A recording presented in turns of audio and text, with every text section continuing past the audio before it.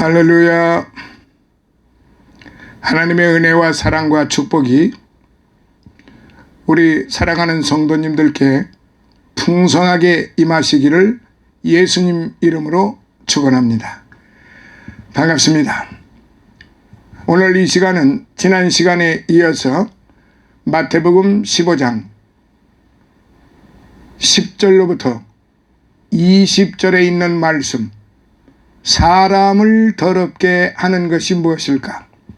사람을 더럽게 하는 것에 대해서 10절로부터 20절에 있는 말씀을 함께 보시고, 그리고 구체적으로 좀 살펴보도록 그렇게 하겠습니다. 먼저 본문을 같이 읽으시도록 하시겠습니다. 무리를 불러 이르시되 듣고 깨달으라. 입에 들어가는 것이 사람을 더럽게 하는 것이 아니라 입에서 나오는 그것이 사람을 더럽게 하는 것이니라. 이에 제자들이 나와 가로되 바리새인들이 이 말씀을 듣고 걸림이 된 줄 아시나이까? 예수께서 대답하여 가라사대 심은 것마다 내 천부께서 심으시지 않은 것은 뽑힐 것이니 그냥 두어라. 저희는 소경이 되어 소경을 인도하는 자로다.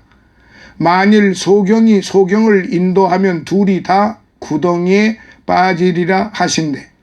베드로가 대답하여 가르되 이 비유를 우리에게 설명하여 주옵소서. 예수께서 가라사대 너희도 아직까지 깨달음이 없느냐? 입으로 들어가는 모든 것은 배로 들어가서 뒤로 내어 버려지는 줄을 알지 못하느냐? 입에서 나오는 것들은 마음에서 나오나니 이것이야말로 사람을 더럽게 하느니라.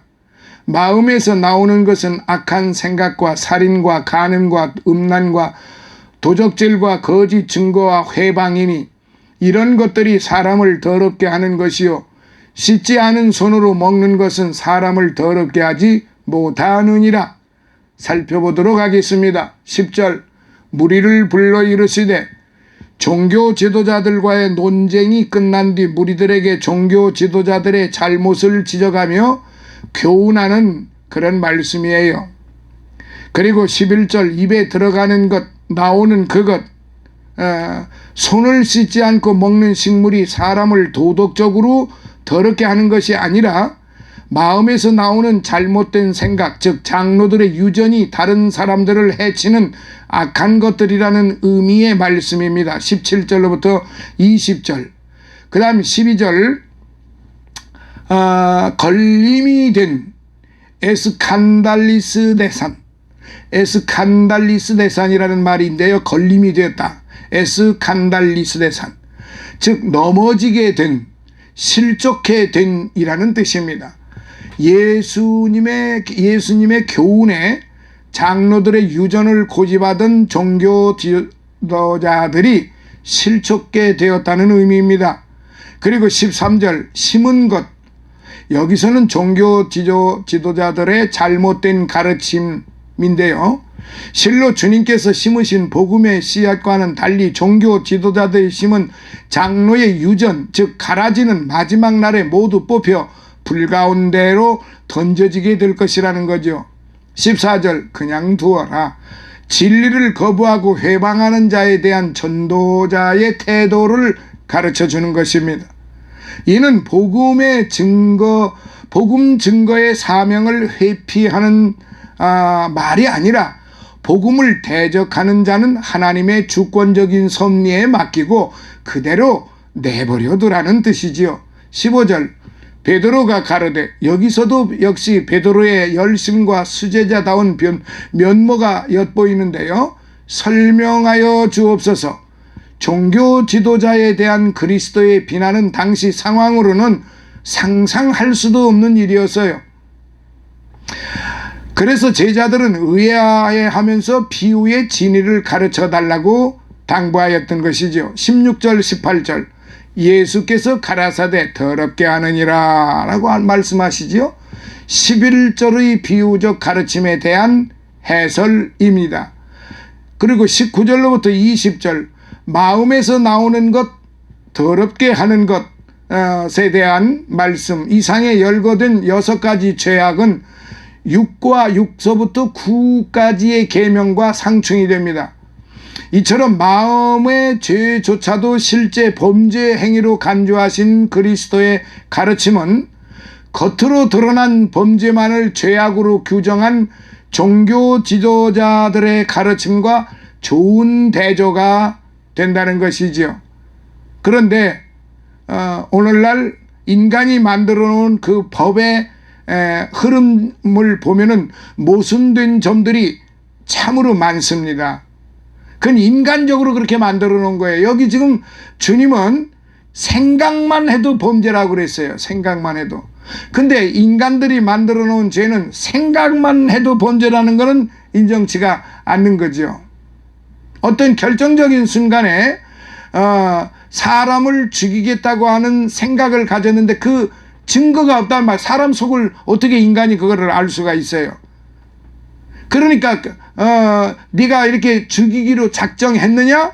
그런 생각을 가졌느냐? 판사가 재판장이 묻습니다. 그리고 네가 그런 마음을 가지고 죽였느냐? 이렇게 묻지 않겠어요? 그러면 앞이 주어인지 뒤쪽이 전자가 주어인지 후자가 주어인지, 이거는 재판장이 네가 저 사람을 네가 죽이려고 했느냐? 그래서 죽였느냐?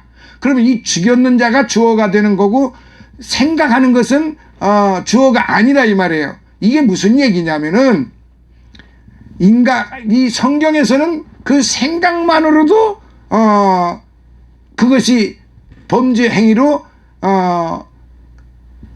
되는데, 인간들의 생각은 생각만을 가지고는 그리 큰 죄가 아니다. 물론 그런 생각을 가졌다고 하는 것이 올바르다는 것이 아니에요. 그 쉽게 말하면은 죄가 없다는 그런 의미는 아니에요. 그러나 인간이 만들어 놓은 법에서는 그걸 죄를 줄 수가 없는 거예요. 없다는 거죠. 그런데 죄를 주는 건 살인을 한 행위를 했기 때문에 그가 처음부터 죽이려고 마음을 먹고 계획적으로 죽이게 됐다, 이렇게 판결이 되는 거죠. 로마서 3장 10절을 한번 잘 살펴보세요. 결국 예수님께서는 이런 가르침을 통해서 우리에게 겸손할 것과 죄와 더러움에 물든, 아니 모든 악의 근원인 우리 마음으로부터 깨끗함을 얻을 수 있어야 함을 교훈하고 계시는 그런 말씀이에요. 자, 그러면은 이 부분에 대해서 1절 9절에 대해서 장로들의 유전이 지닌 반신적, 그러니까 하나님 앞에 반대적 역할로 그 생각을 하는 반신적인 폐악성을 깨우쳐 주신 예수님의 권위 있는 가르침이신데, 특히 본문에는 인간을 더럽히는 것이 어떤 외적인 요소가 아니라 그 내면의 악한 본성, evil nature, evil natural임을 깨우침으로써 형식적이고 의식적인 것에 집중하고 있는 장로들의 유전이 지닌 허구성을 밝혀주고 있는 것입니다. 그래서 여인을 보고 음욕을 품으면 그것도 간음죄가 성립이 된다는 거지요. 근데 우리 사회에서는 음욕을 품었다고 그래서 그를 벌을 주지는 않습니다. 그 음욕을 품고 행위를 해야만 벌을 주는 거예요. 근데 성경은 생각만 해도 죄가 된다는 거죠. 그래서 이 부분에 대해서 첫 번째로 주의 말씀으로 걸림이 된 사람들 있죠. 예수님께서는 무리들에게 사람들이 진정으로 두려워해야 할 더러움은 입속으로 들어가는 음식과 같은 것이 아니라 입에서 나오는 것으로부터 비롯된다고 말씀을 하셨어요. 그러나 바리새인들은 이 말씀을 듣고서 마음이 상해 화를 내게 되었지요. 예수님께서는 다시금 심은 것마다 천부께서 심으시지 않은 것은 뽑힐 것이라고 말씀을 하시면서 인간들이 세운 모든 헛된 유전들은 결국에는 사라져버릴 것이라고 경고하셨어요. 진정 진리의 주체이신 하나님이 그 높으신 뜻대로 이 세상을 심판하시는 날에는 성령의 새롭게 하시는 은혜 이 외에는 그 어떤 것도 우리 영혼 속에 남아있지 않게 될 것이며 위로부터 내려온 것 이외에는 어떤 것도 신령한 교회 안에서 인정되지 않게 될 것이다 라는 말씀입니다. 그래서 풀은 마르고 꽃은 떨어지되 오직 주의 말씀은 세세토록 있도다. 베드로전서 1장 24절로부터 25절에 그렇게 기록이 되어 있어요. 자, 두 번째로 사람을 더럽게 하는 것에 대한 교훈을 한번 살펴보면요, 주의 말씀으로 걸림이 된 사람들과는 달리 제자들은 주께서 말씀하신 문제에 관하여 좀 더 잘 알 수 있도록 설명해 주시기를 간구했습니다. 주의 말씀에 대해 걸림이 된 사람들과 설명을 구하는 제자들의 상반된 모습 속에서 우리는 빈약한 지식과 믿음을 소유한 자는 주께서 하신 말씀에 대한 의심을 갖게 되지만은 올곧은 마음과 믿음으로 영적 진리를 알고자 하는 자는 그에 합당한 가르침을 구한다는 사실을 알게 되는 것입니다. 이런 제자들의 간구에 예수께서는 뭐라고 하셨느냐? 사람을 더럽게 하는 것은 마음으로부터 나오는 것임을 설명해 주셨지요. 다른 어떤 것보다 사악하고 심히 부패한 것은 사람의 마음이다. 예레미야 17장 9절에 기록이 되어 있어요. 왜냐하면 우리가 먼저 마음속에서 죄를 품지 않게 되면 말과 행동 속에서 죄를 저지르지 않기 때문입니다. 그러므로 사람에게서 나온 모든 악은 그 마음에 있는 사악함이 밖으로 나와서 맺어진 열매인 것이지요.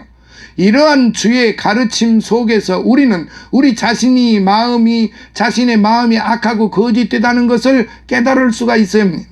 로마서 3장 16절 조금 전에 제가 말씀드렸죠. 결국 예수님께서는 이런 가르침을 통해서 우리에게 겸손할 것과 죄와 더러움에 물든 모든 악의 근원인 우리 마음부터 깨끗함을 얻을 수 있어야 함을 교훈하고 계신 것입니다. 자, 그렇다고 하면은 21절로부터 28절의 말씀을 계속 이어가도록 하겠습니다. 수로보닉의 딸을 고쳐주셨습니다. 21절로부터 28절까지 읽으시겠습니다.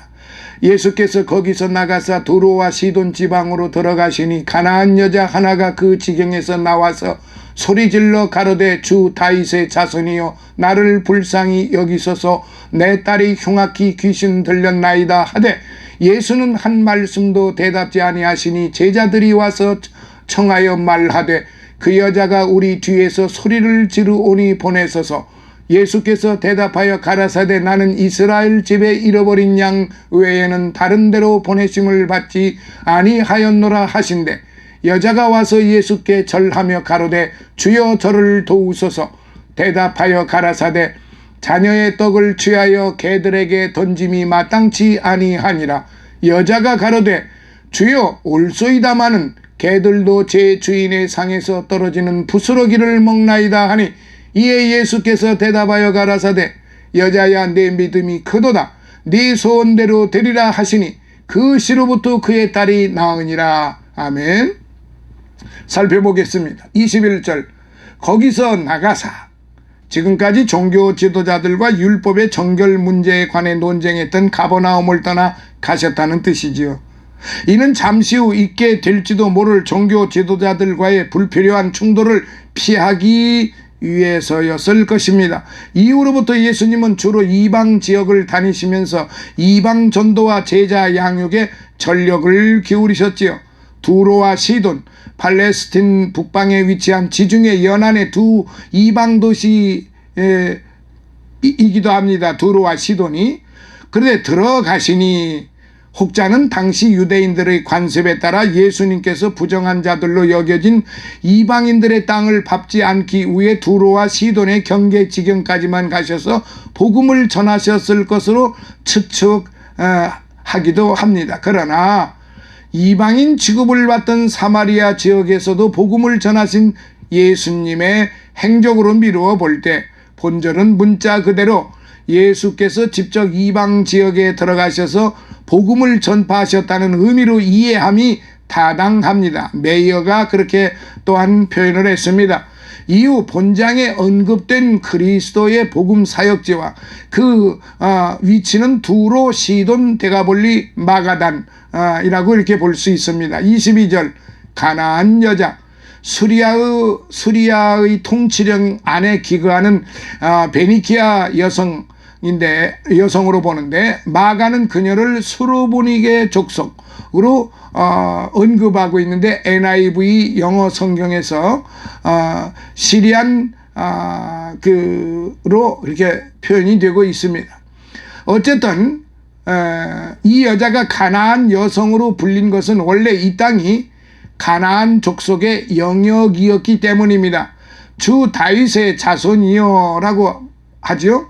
이방 여인이 예수 그리스도의 메시아 직분을 나타내는 호칭을 사용한 것을 볼 때 예수 그리스도의 명성은 팔레스타인 지역뿐 아니라 이미 이방 지역에서도 널리 퍼져 있었음을 알 수가 있는 거예요. 23절 대답지 아니하시니 이는 수로보니게 여인의 반응을 보며 그녀의 믿음을 시험하시기 위함이었을 것이라고 윌리엄은 그렇게 또한 증언을 하고 있습니다. 어쩌면 이런 주님의 침묵이 수로보니게 여인을 더욱 애끓고 간절하게 만들었을지도 모르는데 이처럼 주님의 침묵은 때로 더 큰 믿음과 결단을 낳기도 하지요. 보내소서 귀찮게 하는 이방 여자를 쫓아보내라고 하는 말이죠. 당시 이방인에 대한 유대인들의 시각을 여기에서 단적으로 우리가 알 수가 단적으로 보여주는 말씀인데요. 24절 잃어버린 양 그토록 대망하던 메시아가 그들 곁에 왔음에도 불구하고 배척하고 무시하는 깨달음이 없는 이스라엘 백성들에 대한 비유적 표현인 것입니다. 나는 보내심을 받지 아니하였노라. 이는 이방인들이 복음 대상에서 제외된다는 뜻이 아니에요. 1차 복음 대상은 이스라엘 백성이라는 의미요. 로마서 2장 10절 25절 와서 절하며 예수와 제자들의 무관심에도 아랑곳하지 않고 더욱 적극적으로 주님께 대시하는 주님께 나아오는 가나안 여자의 열심과 믿음이 돋보이는 장면입니다. 26절 자녀의 떡 이스라엘 백성들에게 주어진 하나님의 축복과 은혜에 대한 비유적 표현이라고 윌리엄은 또 증언하고 있습니다.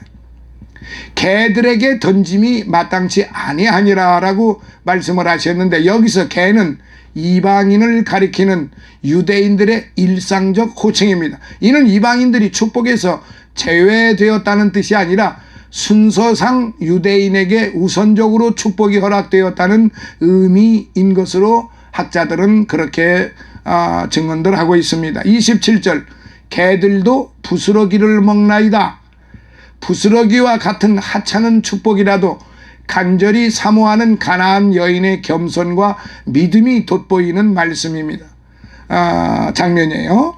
그 다음에 28절 여자야 부릅니다. 오기나이 그럽니다. 여자야 오기나이 이렇게 부르는데 이 말은 여기에 사용된 감탄사 는 가나안 여인의 믿음에 대한 예수님의 감탄과 놀라움을 나타내는 것으로 볼 수 있습니다. 자, 그렇다고 그러면은 이 말씀을 통해서 우리가 구체적으로 좀 생각을 해봐야 되겠죠. 절망하지 않는 굳센 믿음으로 끝까지 참고 인내하여 예수께로부터 자신의 귀신 들린 딸을 치료받았던 가나안 여자의 지고한 믿음을 소개하고 있는데 그러나 우리가 여기서 먼저 살펴보아야 할 것은 예수님께서 이방인들이 살고 있던 두로와 시돈 지방에까지 나가셨다는 사실이에요. 이는 우리에게 은혜로부터 가장 멀리 떨어져서 은혜가 미치지 못할 것이라고 생각되는 그런 어둡고 후미진 구석일지라도 주님의 능력은 임하게 될 것임을 가르쳐주고 있는 말씀이에요. 더욱이 예수님의 선교 대상은 단지 유대인에게만 국한되지 않고 온 세상 만민에게 확장된다는 사실을 깨우쳐주고 있는 말씀이기도 합니다. 자, 이 글에서 첫 번째, 가나안 여인이 예수께 나오게 된 동기 좀 살펴봅니다. 이 여인이 주님께 나오게 된 동기는 바로 그녀 가정에 참을 수 없는 고통과 어려움이 있었기 때문이었습니다. 이처럼 흉악하게 귀신 들린 자기 딸을 고치기 위하여 나왔던 여인의 행동은 우리에게 귀중한 영적 교훈을 가르쳐주고 있어요. 그 중에 하나는 우리들이 비록 어떤 필요를 채우기 위해서 주님께 나온다고 할지라도 그것으로 해서 우리가 주님께로부터 쫓겨나거나 외면당하지는 않는다는 사실이에요. 이사야서 55장 1절, 요한복음 14장 13절로부터 14절 보세요. 한편 이 여인은 예수 그리스도를 어떤 특정한 사람에게만 자비를 베푸시는 분으로 제한하지 않았습니다. 자신과 같은 이방인에게도 주께서는 자비를 베푸실 분이심을 확신하면서 주님의 자비를 겸손히 간구했던 것입니다. 그리고 그녀는 자신의 어떤 공로도 내세우지 않았습니다. 주의 자비로우심에만 기대를 걸고 간구했습니다. 따라서 우리는 여기서 주님께 나와서 간구하는 자는 무릇 겸손히 주의 자비로우심에만 의지해야 할 것을 배울 수가 있는 것이죠. 이와 함께 우리는 자녀를 위해서 특별히 그들의 영혼이 잘 되기를 바라는 기도를 열심히 해야 할 의무가 부모에게 주어져 있음을 알게 됩니다. 에베소서 6장 4절. 만일 당신의 자녀가 유감스럽게도 교만하고 더럽고 사악한 귀신에 사로잡혀 고생하고 있다면 당신은 과연 자녀를 그대로 그 귀신의 손에 맡겨둘 수가 있겠습니까? 이렇게 자녀의 영혼이 귀신에게 사로잡힌 것은 실로 육체의 상함보다 더욱 가슴 아픈 일이 아니겠습니까? 그러므로 우리는 신앙과 기도로 자녀들을 주님께로 인도할 수 있어야 할 거예요. 왜냐하면 주님만이 그들을 인도해 주시고 또한 그들의 상한 마음을 치료해 주실 분이시기 때문에 그렇습니다. 두 번째, 여인의 간구에 침묵하셨던 예수님. 예수님께서 당신의 백성들을 다루시는 방법인데요, 특별히 그들에게 은혜를 주시는 방법은 매우 다양하고 모호해서 일반적으로 우리가 그 방법을 파악하기가 매우 어렵습니다. 하지만 특별히 본문은 우리들에게 주께서 그의 백성들을 다루시는 한 가지 방법을 설명해 주시고 계세요. 예수님께서는 안타까운 여인의 애절한 간구에도 아랑곳하지 않고 침묵하시며 급기야 그 소원을 거절하시기까지 하고 계세요. 그러나 이는 실상 우리 주께서 겉으로 눈살을 찌푸리시며 거절하시는 듯이 보이더라도 실상 그 마음 깊은 곳에서는 부르짖는 자녀를 향한 따뜻한 사랑을 숨기고 계심을 가르쳐주기 위한 것이라 할 수 있습니다. 예레미야 33장 3절에 보세요. 그러므로 우리는 용기를 내어 주께서 설령 우리를 죽이려고 하시는 것처럼 보일지라도 주님을 믿고 의지할 수 있어야 합니다. 창세기 22장 9절로부터 12절. 가나안 여인은 이러한 교훈을 잘 인식하고 있었어요. 그래서 예수님의 침묵에도 구람이 없이 나와서 절하며 도와줄 것을 호소하였던 것입니다. 그러나 예수께서 이에 아랑곳하지도 않으신 채 더욱 절망적인 뿐만 아니라 모욕적이까지 한 말씀으로 그녀의 간구를 거절했습니다. 실로 여기서 우리는 때로 예수님께서는 가장 크게 칭찬하시려는 자들을 천하게 낮추셔서 그들 자신의 무가치함을 스스로 깊이 느끼도록 하신다는 사실을 알게 됩니다. 이것이 바로 믿음의 연단인 것입니다. 야고보서 1장 12절. 하지만 교만하고 높아지려는 마음을 소유한 사람은 정녕 이러한 주의 초월한 섭리를 참고 견딜 수 없을 거예요. 그러나 본문의 이 가나안 여인은 끈질긴 간구와 굳센 믿음으로 일관함으로써 마침내 주님의 침묵과 거절을 바꾸어 도리어 주님의 지극한 사랑을 이끌어냈습니다. 또 딸을 온전히 회복해 하시도록 만들었던 것입니다. 진정 인내는 신앙인이 지켜야 할 기본적인 덕목인 것입니다. 야고보서 5장 7절로부터 11절. 자, 끝으로 세 번째, 여인의 끈질긴 간구로 얻어진 결과였습니다. 모멸적인 주님의 거절에도 불구하고 가나안 여인은 겸손히 주님의 말씀을 인정했어요. 그러면서도 부스러기의 은혜라도 주시길 간절히 간구했어요. 이러한 여인의 태도는 바로 자기 영혼의 비참함을 깊이 인식하면서 도움을 간구하는 죄인들이 지녀야 할 모범적인 신앙의 태도라 할 것입니다. 실로 주님께는 보잘것없는 것에 불과한 것이라도 신자들에게는 값비싼 것으로 여겨질 수 있습니다. 부스러기라고 하더라도 그것은 생명의 떡이기 때문에 그래요. 요한복음 6장 51절. 한편 예수님께서는 먼저 그 여인의 믿음을 칭찬하셨어요. 모든 신앙의 요건 중에서 믿음은 그리스도와 바른 관계를 맺게 하고 그분을 가장 기쁘시게 하고 높여드리는 것입니다. 히브리서 11장 6절. 그래서 예수 그리스도는 무엇보다도 각 영혼들의 믿음을 가장 귀하고 중요하게 여기시는 것입니다. 히브리서 11장 6절은 믿는다고 하면은 그 믿는 자들은 반드시 하나님께서 살아계심을 믿어야 할 것이며 그 살아계신 하나님이 상 주시는 이심을 반드시 믿어야 할 것이다. 이게 히브리서 11장 6절의 말씀이에요. 어쨌든 예수님께서는 가나안 여인의 믿음을 보시고 그 딸을 고쳐주셨어요. 할렐루야. 마침내 주께서는 침묵을 깨고 말씀하셨고 또한 그대로 이루어졌습니다. 여기서 보듯이 주님께 도움을 구하면서도 어떤 은혜로운 대답도 받지 못한 자들은 먼저 쉽게 좌절하지 말아야 합니다. 그리고 자신의 무가치함과 좌절을 철저히 통감해야 합니다. 그 같은 현실을 주의 자비하심을 얻기 위한 계기로 변화시켜야 한다는 말씀입니다. 때로 종종 중간에서 열심으로 잘 신앙생활 하다가 그 변질이 되기도 하고 나락으로 떨어지기도 하고 그야말로 연약하여 어쩔 줄 몰라 하는 그런 경우가 많이 있습니다. 제 주변에도 가만히 보면은 이런 사람들이 많이 있습니다. 그 이유는 뭘까요? 바로 참고 인내하지를 못하고 이 스로보니게 여인과 같은 그런 자세, 그런 마음, 자기 자신을 개라고 그 참 치욕적인 그런 말을 들었으면서도 이 여인이 한 말이 뭡니까?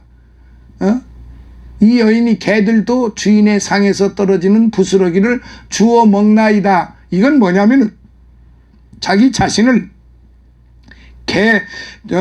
개로 여기면서도 그 주인의 상에서 떨어지는 부스러기를 주워 먹나이다라고 했습니다. 이 얼마나 기가 막힌 고백입니까? 오늘 저와 여러분들이 이렇게 하실 수 있어야 돼요. 여기에는 목사도 장로도 권사도 집사도 평신도도 구분이 없습니다. 누구를 막론하고 이 스로보니게 여인이 고백했던 개들도 주인의 상에서 떨어지는 부스러기를 주워 먹나이다라고 이런 고백이 있어야 되는 것입니다. 그럼 거기까지 갈 때 얼마나 수모를 지금 당하는 겁니까? 이 여인이 인간적으로는 얼마나 수모를 당해요. 어차피 이방인들이라 이스라엘 유대인들한테는 개들로 취급을 받습니다. 그러니까 주님도 이스라엘 백성들에게도 그걸 깨닫게 해주시는 거예요. 주님도 친히 이 백성들이 당신이 개들로 보는 게 아니고 이스라엘 백성들, 내 백성들이 너희들을 보는 거를 너희들을 개들로 보는 거다 하는 것을 그 스로보니게 여인에게 지금 전하해 주면서 그 여인의 동태를, 그 여인이 어떻게 나올 것인가를 뻔히 아시면서도 그걸 지금 교육을 하시는 거예요. 하나님이신데 그 스로보니게 여인의 지금 가지고 있는 그 마음을 모르시겠습니까? 그걸 아시면서도 지금 그 프레임을 만들으셔서 그렇게 지금 말씀하고 계시는 거예요. 사랑하시는 여러분,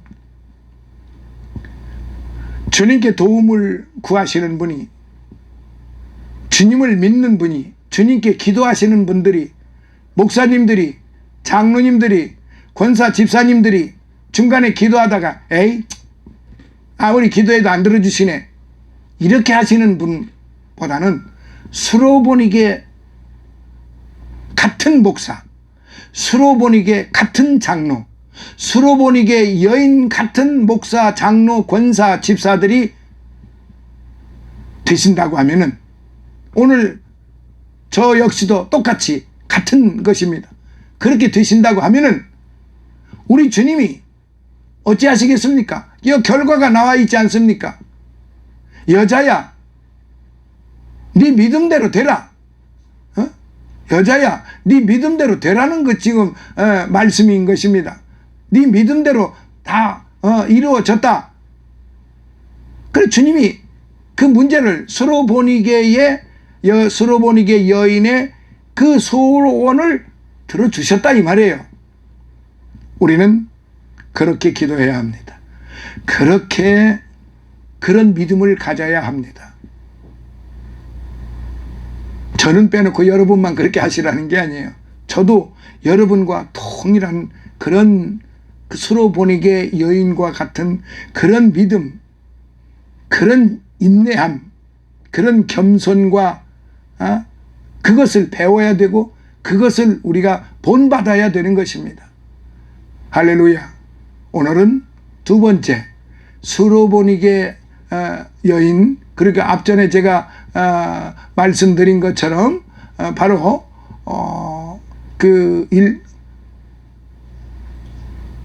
사람을 더럽게 하는 것이 무엇인가, 그리고 수로보니게 여인의 그 믿음이 오늘 저와 여러분이 스스로 자신을 생각해 보았을 때 나는 과연 어떨까? 나는 지금 어떤 마음과 어떤 생각을 가지고 있을까? 내가 지금 수로보니게 여인과 같은 그런 믿음의 마음을 가지고 있을까? 아니면 정반대의 마음을 가지고 있을까? 아니면 중간에 이것도 아니고 저것도 아니고 뜨뜻미지근한 마음을 가지고 있을까? 아니면 유전적으로 무슨 전통적인 규칙, 전통적으로 그걸 완벽하게 제가 무시하는 것이 아니에요. 성경보다 앞서고 성경과 동일시해서는 결코 안 된다는 것입니다. 할렐루야. 오늘 여기서 마치도록 하겠습니다. 다음 시간에는 이제 29절로부터 39절까지 병든 자를 고치시고 4,000명을 먹이신 주님의 사랑과 능력과 그 은혜에 대해서 살펴보도록 그렇게 하겠습니다. 다음 시간에 다시 만나요. 할렐루야. 감사합니다.